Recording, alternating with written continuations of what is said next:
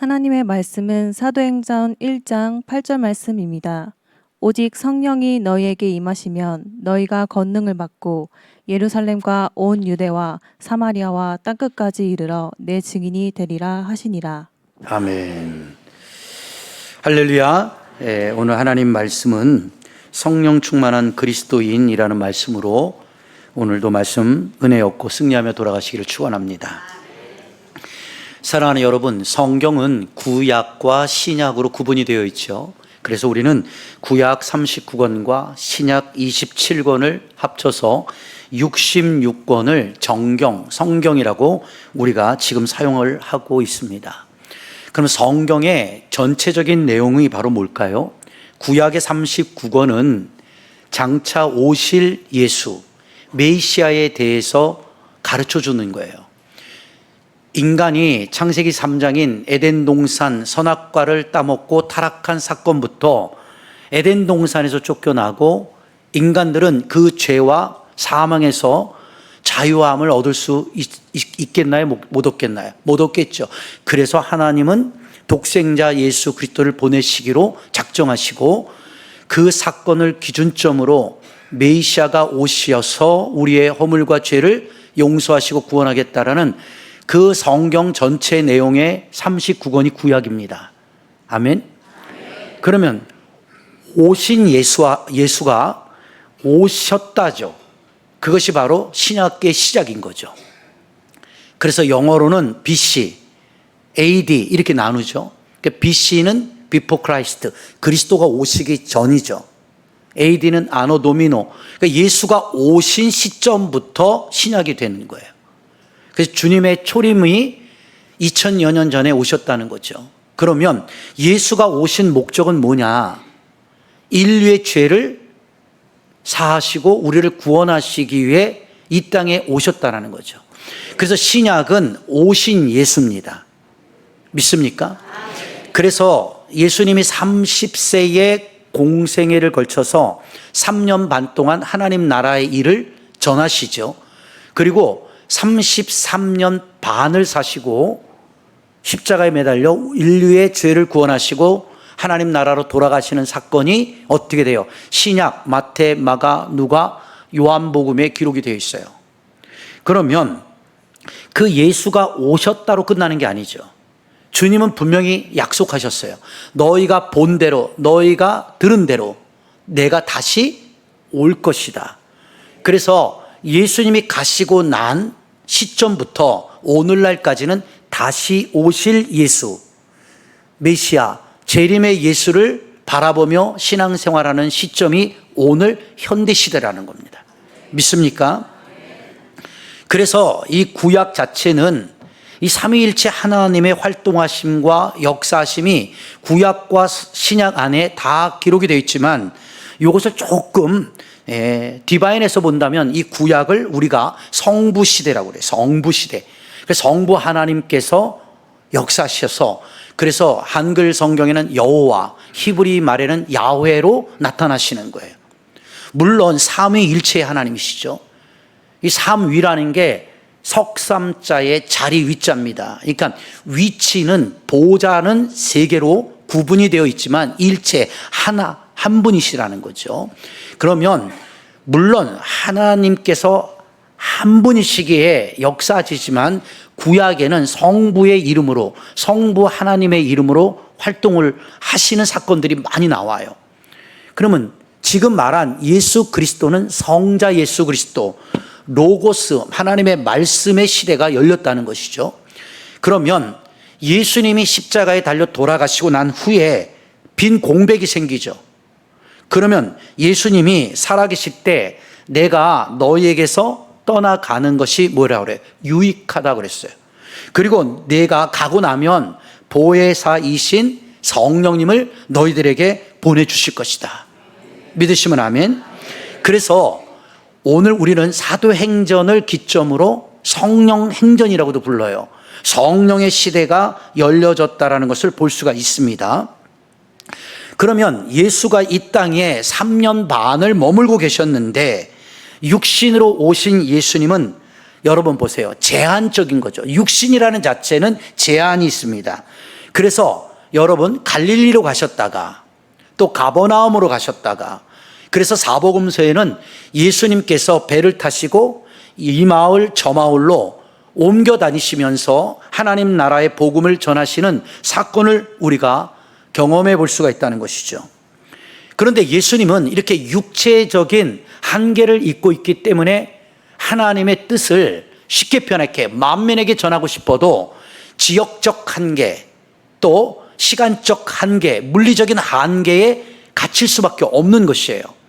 그런데 예수님이 내가 너희들에게서 떠나가는 것이 유익하다라는 그 말은 내가 가고 난 후에는 보혜사신 영, 성령 하나님을 보내주실 것인데, 그 성령 하나님은 말 그대로 영이시기 때문에 육체를 입고 있는 예수님과는 달리 시공간을 초월하시는 분이에요. 그리고 모든 믿는 자에게 예수 그리스도를 영접하고 받아들이는 자들에게는 내주하시는 내주의 하나님으로 너희들에게 선물로 하나님이 주실 것이다라고 약속해 주셨다는 것입니다. 그래서 이 성령 시대가 열려지고 난 후부터는 이제는 이 대한민국에서도 예배를 드리고 있죠. 이 성령 하나님이 대한민국에도 역사하죠. 미국에서도 우리가 예배해요. 그럼 미국에서도 하나님의 성령이 역사하시고, 또 프랑스에서도 예배하면 프랑스에도 하나님의 성령이 역사하시는 것입니다. 그래서 성령의 역사는 시공간을 초월하여 성도들의 삶과 성도들의 마음속에 직접 내주하시고 그 진리를 깨닫게 하시고 죄를 이길 수 있는 능력을 그 성령 하나님이 저와 여러분들에게 공급해 주시는 하나님이시다라고 성경은 말하고 있다는 것이죠.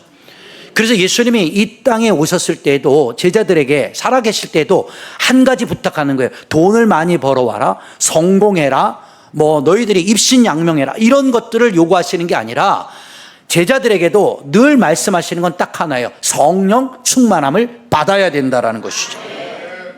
여러분, 오늘날 이 시대가 바로 주님의 말씀이 우리들에게 뿌리가 내려져야 되는 시점이라고 생각합니다. 교회는 많아요. 교인도 많아요. 그런데 보세요. 성령 받은 교회, 성령이 역사하는 교회, 성령 받은 성도들이 지금 점점 희소화되고 있는 시대임을 알 수가 있다는 것이죠.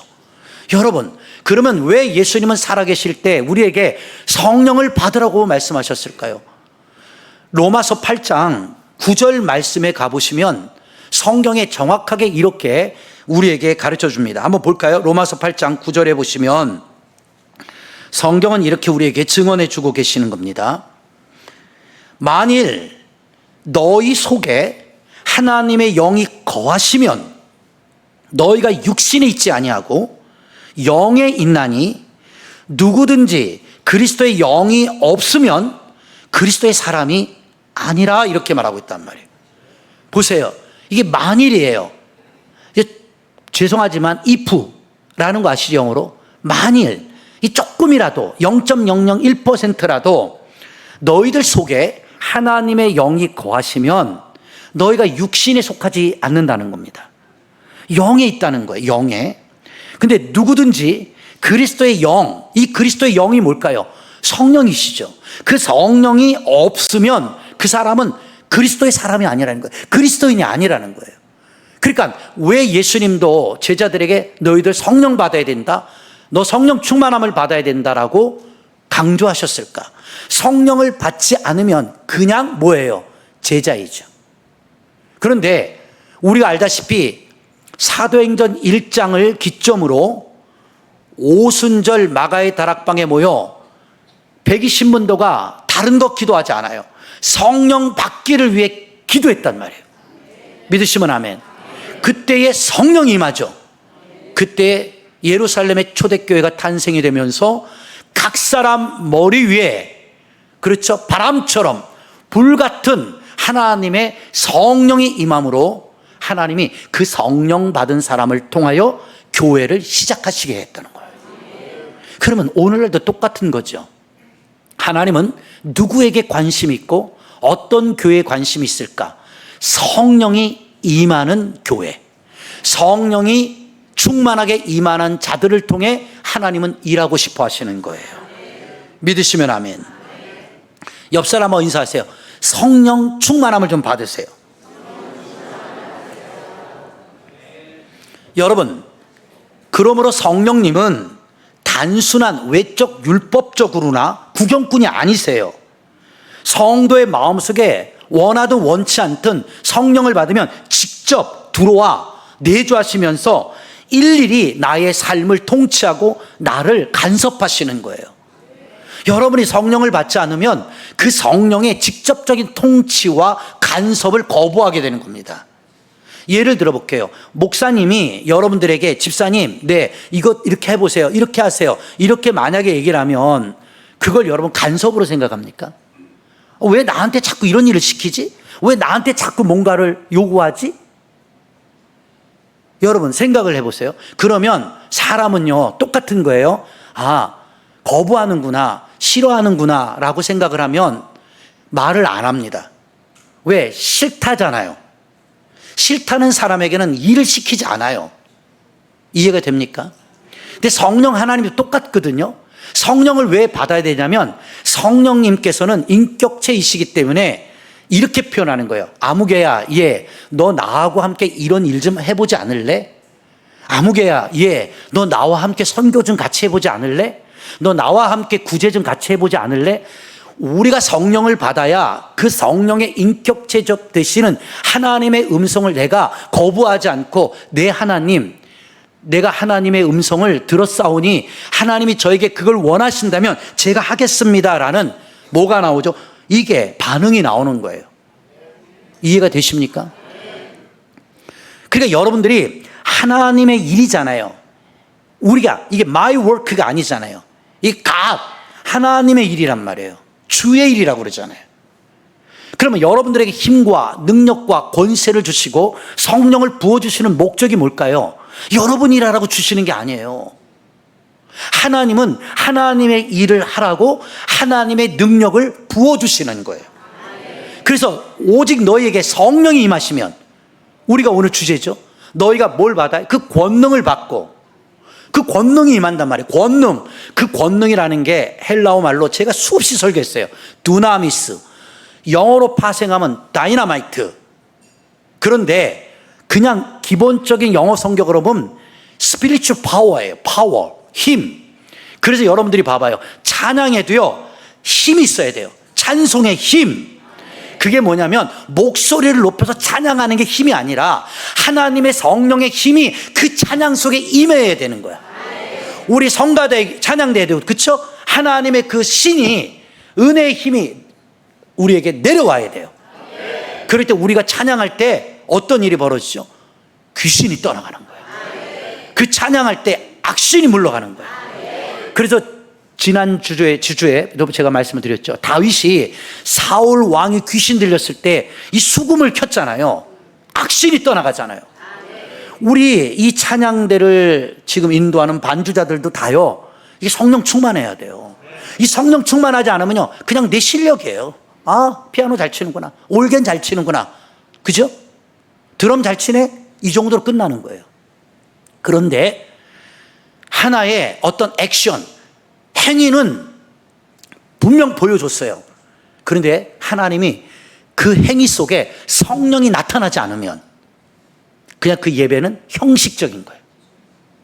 큰 교회 가보세요. 저 사랑의 교회나 오케스트라 갖다 놓고요, 어마어마한 성가대들이 쫙 2층에 빼곡히, 얼마나 너무너무 환상적이잖아요. 누구나 꿈꾸는 찬양대.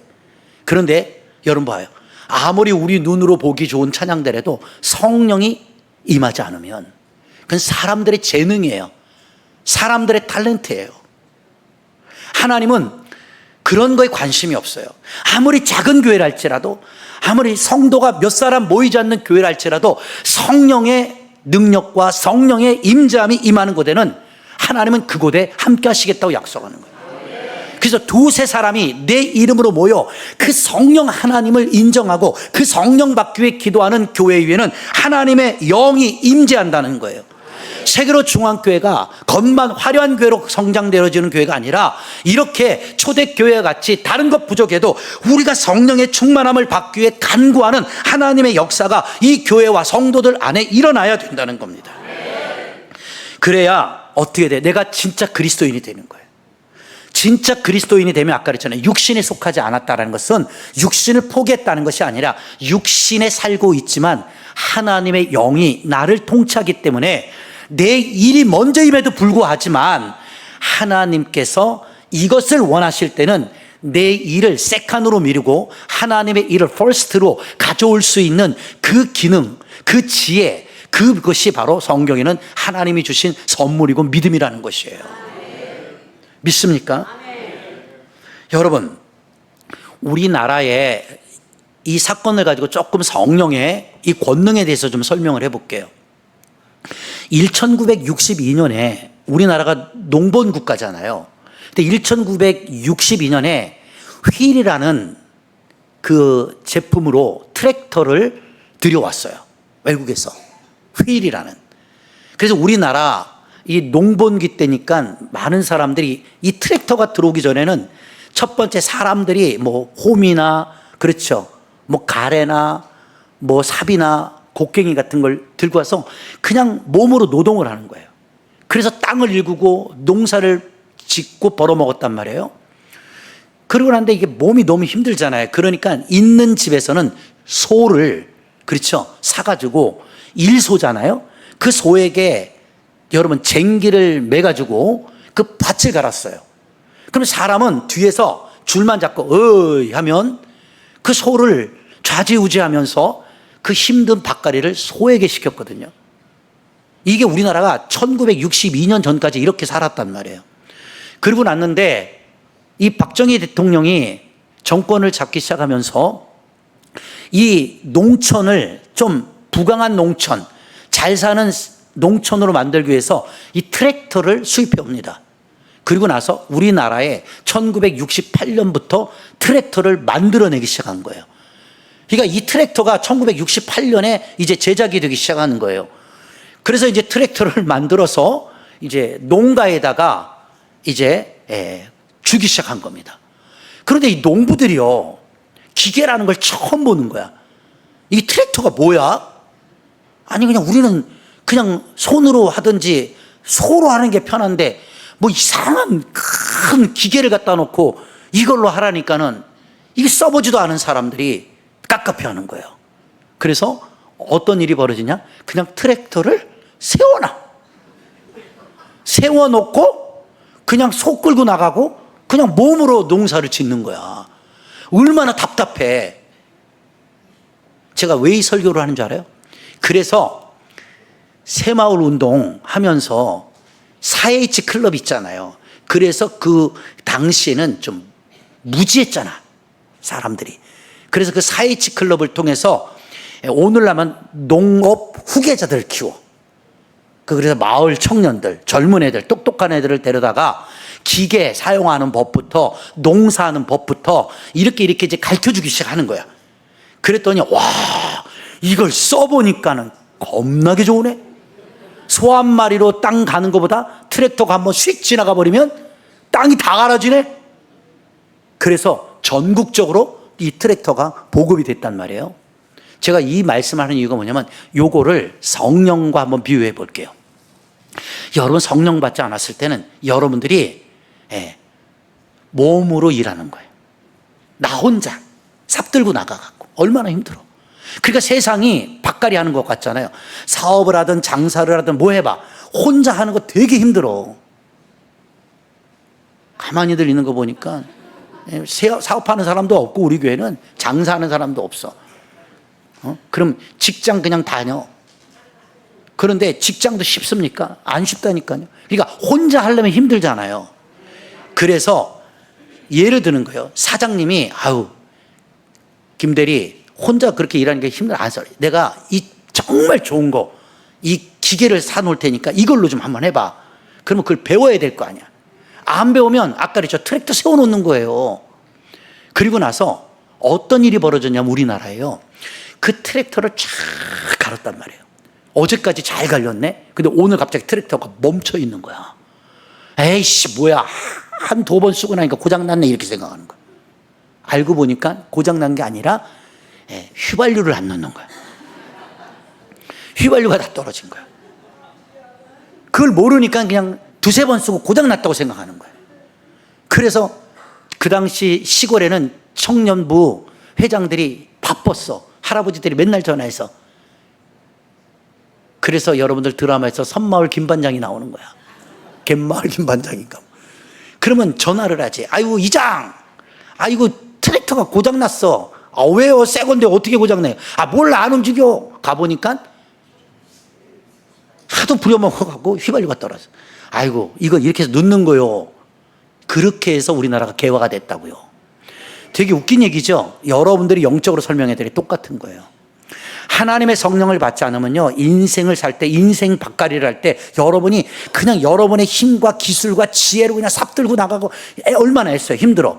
그래서 안 돼. 그래서 하나님이 소 한 마리를 줬더니 그거 갖고 좋대.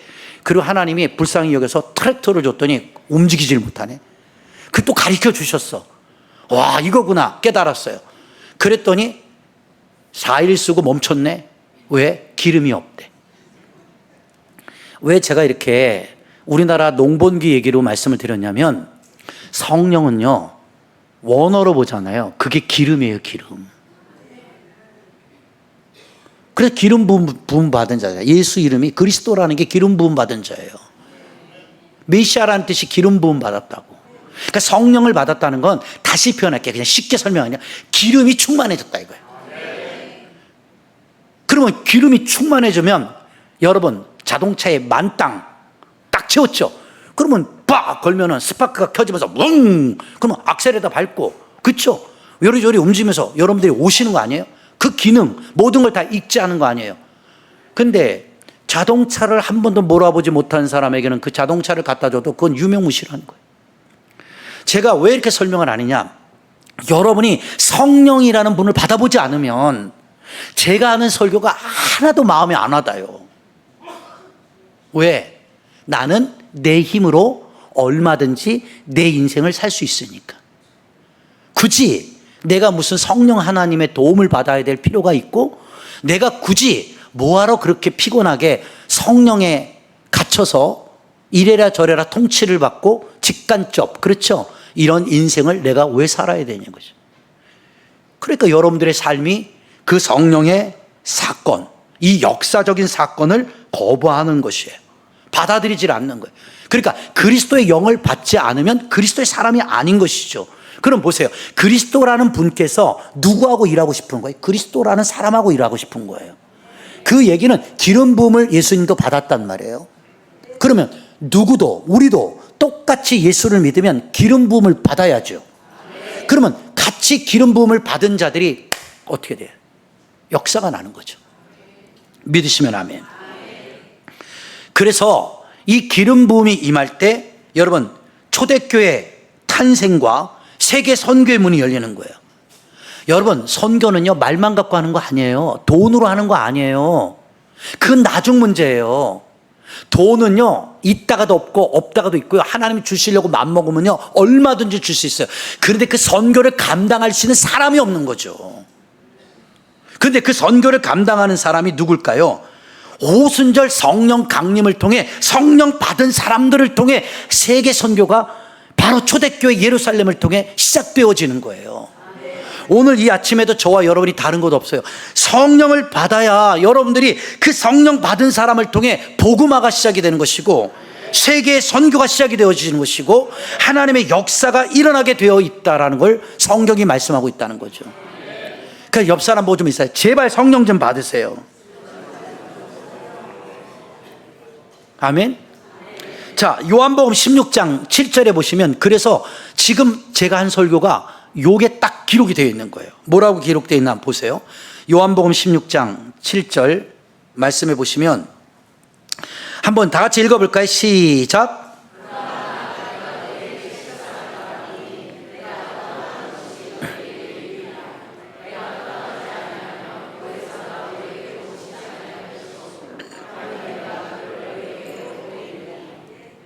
자, 내가 떠나가는 것이, 그쵸, 너에게 유익하다는 것이잖아요. 내가 가야만 그를 보혜사신 성령을 보내준다 이겁니다. 믿으시면 아멘.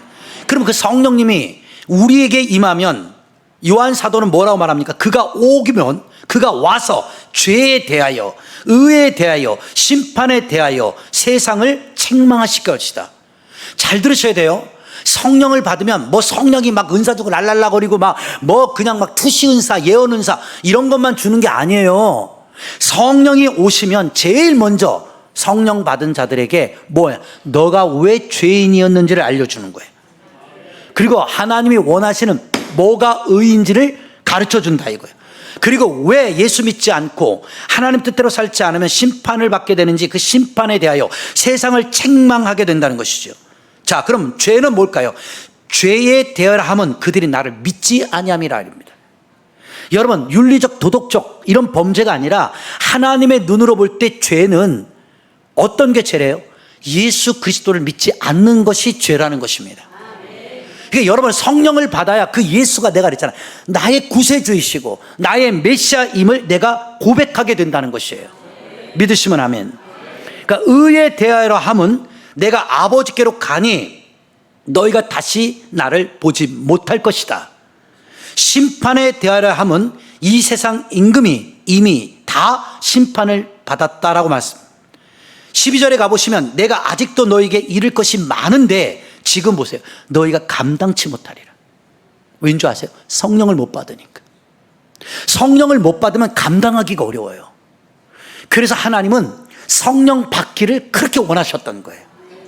그런데 이게 감당이 안 되는 거예요. 예수님 3년 반 쫓아다니면 뭐 하는데요? 요한복음 21장에 가보세요. 다 부인하고 도망가잖아요. 아주 예수님이 세상 말로 끝발 날릴 때는 그냥 우리 예수님, 내가 수제자야, 나 12명 가운데 하나님께서 직접 뽑은 난 그리스도의 제자야, 이걸 얼마나 우월감 있게 자랑을 했겠냐고요. 그랬던 그들이 주님이 어려움을 당하고 십자가 사건으로 끌려가니까 어떻게 돼요? 다 도망가잖아요. 다 부인해버리잖아요. 성령 받지 못한 사람들은 결과는 결국 다 포기해버리는 겁니다. 다 부인해버리는 거예요.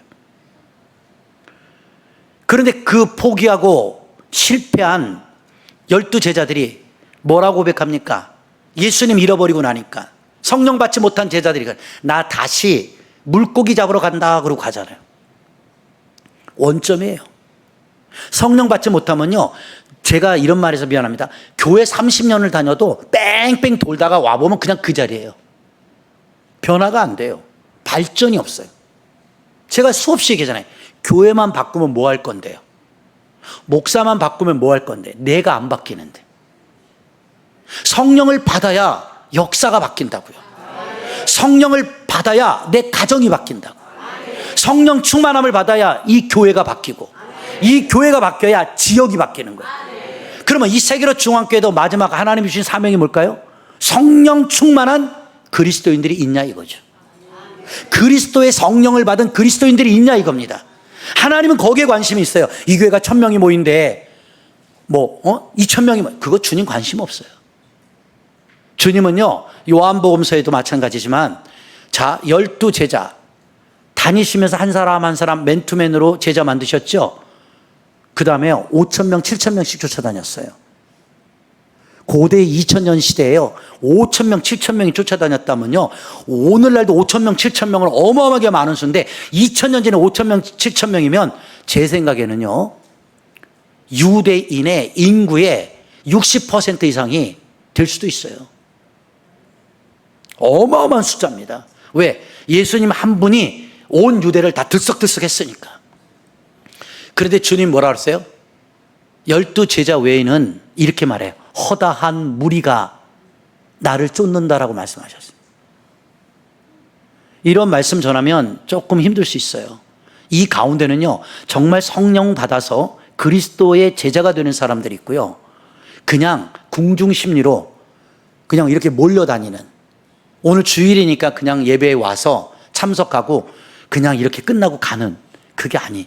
그건 주님의 눈으로 볼 때 그냥 무리예요, 무리. 무리라고. 예수님은 무리를 원하는 게 아니에요. 그 무리들 가운데도 성령 받고 주님의 제자로 거듭나기를 하나님은 원하고 계신다라는 거예요. 옆 사람 보세요. 주님 제자 되시기 바랍니다. 그렇죠? 여러분, 오병이어를 일으키든 칠병이어를 일으키든 무엇을 하던 간에 거기에 하나님께서 쓰시는 사람이 있어요. 그렇죠? 어떤 기적과 기사와 이적과 표적을 베푸실 때 보면 항상 그 안에 주인공이 되는 누군가가 있다는 거죠. 나늘도 오늘 이 아침에 여러분들의 예배가 그 주인공이 바로 여러분이 되셨으면 좋겠어요. 아파서 왔는데 예수님께서 나를 오늘 예배 시간에 주인공으로 삼으셔서 나의 그 아픔을 치유하시는 역사가 일어나는 것이에요. 여러분이 가지고 있는 문제가 내가 누구에게도 밝히지 않았는데 하나님 말씀을 통해서 그 문제를 해결하시는 역사가 믿음의 주인공으로 여러분들이 선택되기를 나는 권면합니다. 그래서 사람은요, 언제 성령을 의지하고 성령을 인정할 수밖에 없을까? 제가 그랬잖아요. 여러분 잘 나갈 때는 성령의 도움이 필요 없어요. 저부터라도 힘들고 어렵고 지치고 내 마음대로 내 인생이 안 풀리고 속상하고 고통스러운 일이 오는 거예요. 내 인생에 여러 가지 많은 첩첩산중과 같은 일들이 계속 가로막힐 때 비로소 인간은 그렇게 고백한다니, 내 힘도 안 된다. 이제 내 힘에 부쳐 한계가 왔다라는 것이죠. 사람은 그 한계를 경험해 봐야 하나님을 신뢰할 수밖에 없다는 것입니다. 믿습니까? 그러니까 여러분들이, 쟤는 그래서 제일 안 부르는 찬양 한 번도 잘 안 불러요. 그 뒤로부터. 뭔 줄 알아요? 고통의 멍에 벗으려고 예수, 이거 나 안 불러요. 실패와 낭망 당한 뒤에 예수께로 나옵니다. 이거 나 안 불러요. 왜 그래요? 왜 사람은 고통의 멍에를 지고 실패와 낭망을 당한 뒤에 그래서 다 깨져봐야, 다 무너져봐야, 아이고 하나님 내가 교만했습니다, 내가 자만했습니다 하고 그때 오냔 말이에요. 잘 나갈 때 좀 잘 섬기면 안 되나? 성령 충만하고 은혜롭고 막 하나님 모든 게 하나님 주신 겁니다, 하나님이 나에게 이럴 때 내가 하나님 더 잘 섬기면 안 되나? 근데 왜 인간은 잘 나갈 때는 지가 똑똑한 줄 알고 지가 실력 있는 줄 아는데 안 나가고 못 나갈 때는 주님 앞에 그때 나오냔 말이에요. 옆 사람 얼굴 좀 보세요. 실패와 낭패를 당하고 오셨군요. 얼굴을 보니 잘 나가는 얼굴이 아닙니다. 근데 인간은요, 왜 그럴까? 저부터라도 실패와 낭패를 당하잖아요. 사람이요, 약해져요. 내 방법대로 했는데 안 되더란 말이에요. 어느 때 교만해져? 이거 생각했는데 이걸 했더니 딱 되네? 역시 나는 능력 있어. 그러니까 누가 그런 얘기를 하더라고요, 나한테. 나는요, 살 때 절대 가난하게 살 수가 없는 사람이래. 와, 얼마나 교만하면 그런 말을 하겠. 근데 인생을 살아보고 사업하고 장사해보세요. 내 마음대로 되나? 여러분 뜻대로 됐다면 여기 세계로 중학교 오지 않았어요. 저 강남의 사랑의 교회 다니죠다. 그 강남에서 그렇죠? 100억짜리 막 50억짜리 그런 아파트에 살면서 멋지게 폼나게 벤츠 타고 다니면서 그 멋진 교회 가서 예배드리기 원하지, 뭐 이리 양주골까지 와가지고. 솔직히 죄송한 얘기지만 실패와 낭패로 여기까지 온 사람 많아요. 근데 중요한 건 제가 이렇게 말하는 게 여러분들을 비하시키려고 하는 게 아니라, 아무리 화려하고 아무리 무엇이, 하나님은 거기 관심 없어요. 그리스도의 영을 받은 자들이 이 교회에 얼마나 되느냐. 그죠? 하나님의 성령을 받은 자들이 이 안에 얼마나 있느냐, 이걸 원하는 거예요. 그럼 목사에게도 하나님 뭘 원할까요? 유목사, 너 똑똑하고 지식을 전하는 게 아니라 성령 충만해서 성령 하나님의 뜻을 똑바로 전해. 그리고 너에게 맡긴 양들에게 무엇을, 성령을 가르침으로, 성령을 받게 함으로 그들의 인생과 그들의 인격과 그들의 삶이 바뀌어지도록 너에게 사명을 주신 거라는 거죠. 그럼 여러분에게 여쭤보면 똑같은 말 할까요? 우리 목사님이 성령 충만한 목사님이 좋아요? 성령 안 충만한 목사님이 좋아요? 봐봐요. 이게 다 욕심이라니까. 근데 여러분이 그래. 나는 그럼 여러분이 성령 충만한 성도가 좋아요? 성령 안 충만한 성도가 좋아요? 그러면 여러분들은 안 충만하면서 왜 나한테만 충만하래? 그러면 또 뒤에서 그래. 그럼 같이 충만하지 맙시다. 그러니까 교회가 깨지는 거야. 성령들이 안 충만하니까 막 싸움막지만 일어나는 거야. 성령 충만한 교회는 절대 그러지 않아요. 부부간에도 성령 충만해 보세요. 부인이 육신의 생각을 하면, 여보, 그 성령님이 기뻐하지 않는 생각이야. 그런 생각하면 안 돼. 우리가 이렇게 먹고 살 수 있는 것도 하나님이 다 도와주시고 성령님이 다 듣고 계셔. 우리 그러면 안 돼. 이래야 돼. 근데 그런 남편이 돌아가셨다고요? 없다고? 주님의 성령이 여러분의 신랑 되시는 거예요. 되게 제가 재밌게 표현하고 있지만 딱 하나예요. 성령의 그 권능이 우리에게 임하지 않으면 어떤 역사도 안 일어나. 그러니까 내가 우리 목사님들에게도 늘 강조하는 게 뭐예요? 성령 충만해야 된다. 성령 충만해야 된다. 우리 구역장님들 뭐 해야 된다? 성령 충만해야 된다.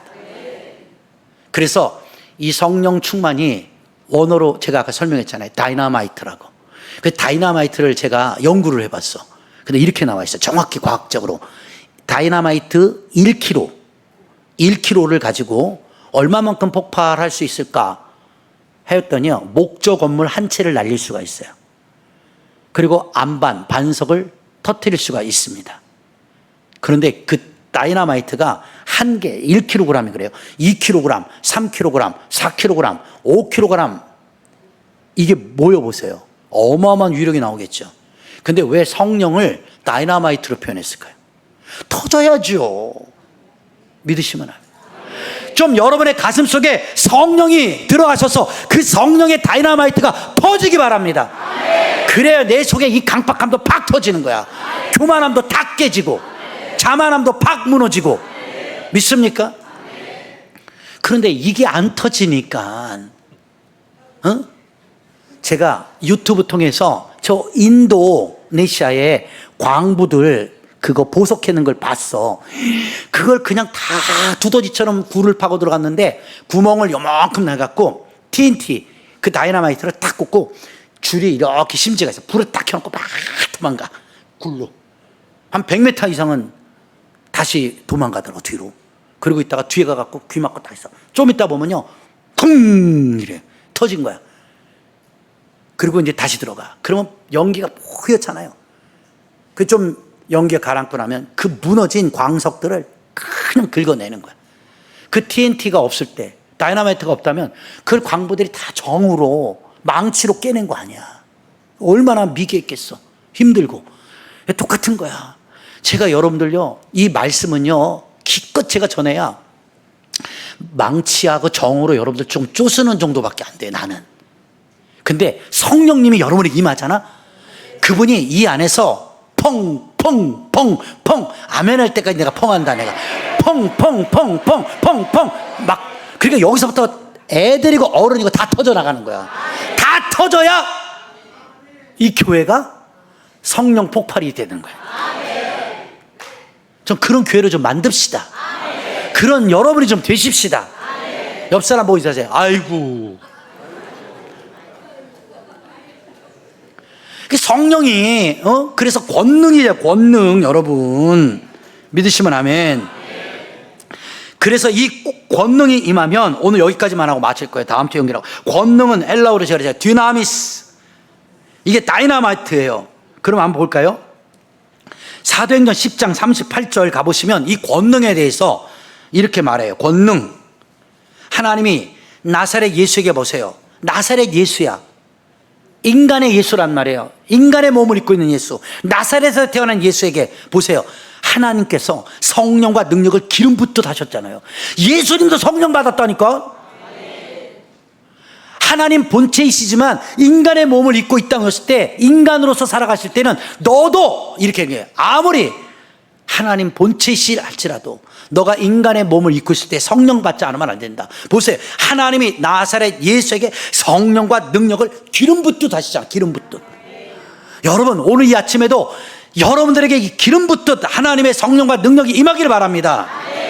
보세요. 이 기름 붓듯 하셨잖아요. 성령 충만함 받았다고. 여러분 요단강가에서 나올 때도 비둘기 같은 성령이 예수님에게 내리잖아요. 예수님도 성령이 역사하신다니까요.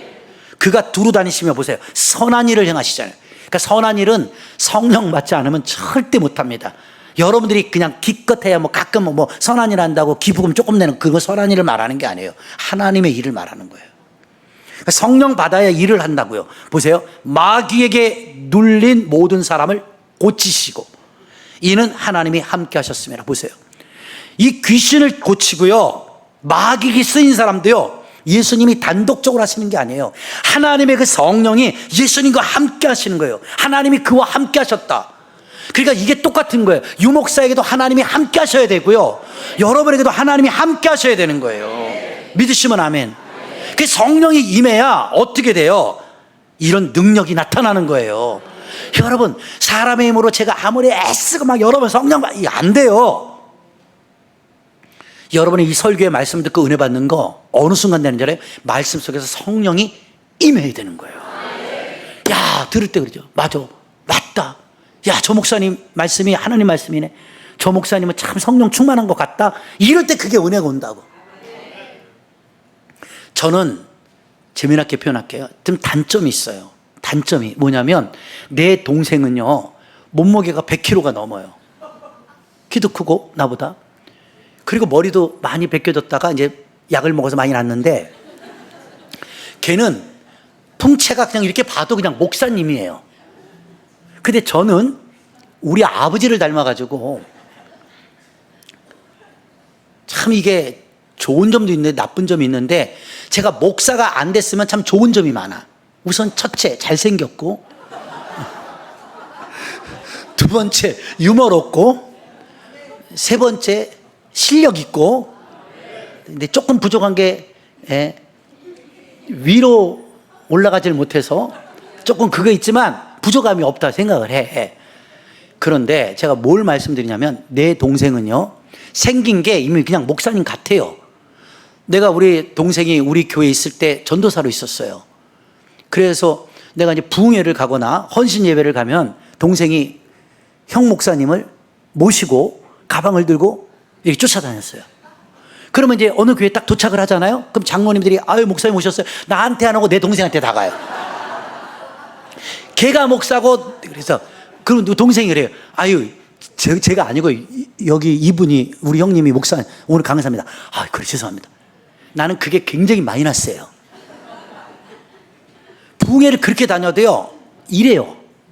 원장님들이 뭐라 그러냐면 목사님은 아무리 그렇게 얘기를 하는데도 이 생긴 게 그렇게 생겨서 별로 기도 안 하게 생겼다는 거예요. 그리고 그렇게 거룩해 보이지가 않는데 그렇게 성령 충만해 안 보인대.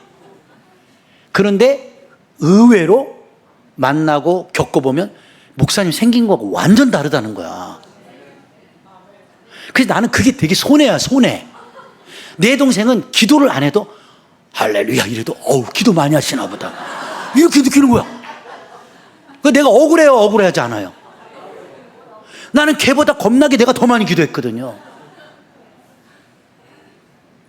그런데 이게 어떨 땐 마이너스. 그러니까 가면은 목사님이 왜 이렇게 뺀질거리게 생겼어. 아마 오늘 처음 오신 분들도 볼 때 야 목사님이 스타일이 목사같이 가나. 나 있잖아 우리 교인들의 그거 한두 번 들은 얘기가 아니야. 난 이제 그러려니 하고 살아. 난 이제 숙명이다 생각해 나는. 그러면 조태한 집사님 같이 생겨야 목사같이 보이나? 저렇게 그냥 높대대 하고 그냥 풍채가 좋고 그래야 목사님으로 보이나? 여러분 그래서 저는 그 말씀으로 위로를 삼아 사람은 외모를 보거니와 여호와는 중심을 보시느니라. 응? 내가 생긴 건 이렇게 기름지게 생겼어도 속은 성령 충만하다고. 그러니까 여러분들 이 교회 다니시는 걸 감사하게 생각하고 그렇다고 내가 여러분들에게 이단 사상 가리키고 사이비 노릇하지 않잖아. 근데 복음 전하고 살려고 애쓰잖아. 그럼 됐지 뭘. 옆 사람 보고 인사해. 잘 옮겨. 그래서 여러분 이게 무슨 뜻이냐면 아무리 내가 그래도요. 그런데 내가 성령을 받고 보니까요. 지금도 그렇지만 제 안에 모난 인격들이 너무 많아요. 아직도.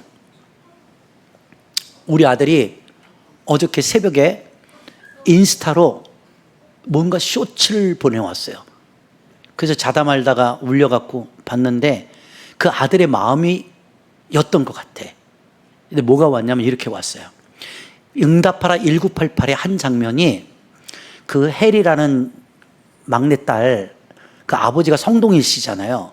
그런데 술 한잔 잡숫고 와갖고 막내딸, 걔 이름이 뭐죠? 예? 그 드라마의 이름 있잖아. 덕선이. 그 앉혀놓고 아버지가 이런 말해요. 덕선아, 아빠가 참 너한테 미안하다. 첫째는 첫째라서 뭐 맞으라고 애쓰다 보니까 그렇게 아빠가 무엇인지 잘 모르고 키웠고, 둘째는 그렇게 그냥 끼다 보니 두 번째니까 살다 보니까 아빠 노릇 못해도, 막내 너는 첫째 둘째한테 밀려갖고 그래서 아빠가 너무 어려서 아빠 노릇을 잘못한 것 같아. 아빠가 아직 자격이 안 됐나 봐. 그리고 그렇게 얘기하니까 덕선이가 이렇게 보면서 눈물을 흘리대. 그걸 나한테 보내온 거야. 그거를. 그래서 나는 감감히 그걸 쇼츠를 드라마를 보면서 얘가 나한테 원하는 게 뭘까? 이게 그걸 듣고 싶었던 것 같아. 아빠가 너무 어려서, 모자라서 내가 너를 아빠답게 못한 것 같아. 이 소리를 듣고 싶었나 봐. 그래서 내가 답을 이렇게 썼어. 나는 아는데 너가 모른다. 어서 자거라. 그랬더니 답도 없더라고. 제가 재미있게 오늘 이런 사건을 설명하는 게 뭐냐면 똑같은 거야. 하나님도 여러분을 바라볼 때 그렇게 가슴 아파하신다. 여러분들이 힘들 때 주님은 더 힘들어 하시고, 여러분들이 즐거워하면 주님은 더 기뻐하고. 그런데 우리가, 그쵸? 그 부모의 마음을 압니까? 그냥 우리는요, 우리 아들 같아서 내가 서운한 것만 말해. 자식들 키워보면, 아버지 나 이렇게 키워줘서 감사해요. 아버지 덕분에, 엄마 덕분에 내가 이렇게 잘 됐어요. 이런 딸, 아들 있어요? 거의 없을걸요? 잘 되면 지 잘난 거고, 안 되면 아빠 엄마가 나 이렇게 키워가지고 그러잖아요. 난 그걸 보면서 느낀 게 그게 우리들의 모습이구나. 왜 우리 아들이 오늘 새벽에 그 쇼트 드라마를 보냈을까? 그런데 내가 장난으로 썼지만 순간 회개했어. 뭐냐면, 그러면 내가 성령의 마음을 가졌다면, 그래 아들아, 얼마나 아빠가 철딱선이 없어서 너 키우는데 널 돌아보지 못해서 미안했다. 요거 듣고 싶은 건데, 알량한 자존심이, 미안했다라는 말이 안 나오는, 알량한 자존심. 응? 그래 안 그래요? 그럼 그 아들은 잠을 잤겠지만 또 섭섭할 수 있어요. 야, 우리 아빠는 이 말 한마디도 나한테 안 해주네. 그럴 수 있잖아요. 오늘 제가 이 말씀 드린 이유 아시죠?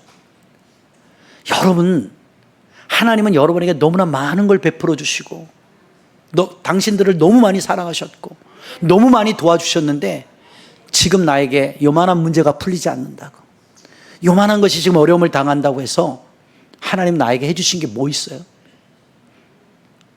하나님, 나는 왜 이렇게 인생이 어려워요? 나는 왜 이렇게 답답해요? 이렇게 여러분 원망하고 있는 모습이 우리 아들의 모습과 같지 않느냐는 거죠. 그게 아직 미숙해서 그래요. 사람이 성숙해지면 그 하나님 아버지의 마음을 알게 되는 거예요. 그래서 저와 여러분이 성령 충만함을 받으면 사람의 생각이 아니라 아버지의 마음을 이해하려고 하는 거예요. 아버지가 왜 나에게 이런 재능을 주셨을까? 아버지가 왜 나에게 이렇게 물질을 주셨을까? 때로는 아버지가 왜 나에게 이러한 건강에 힘을 주셨을까?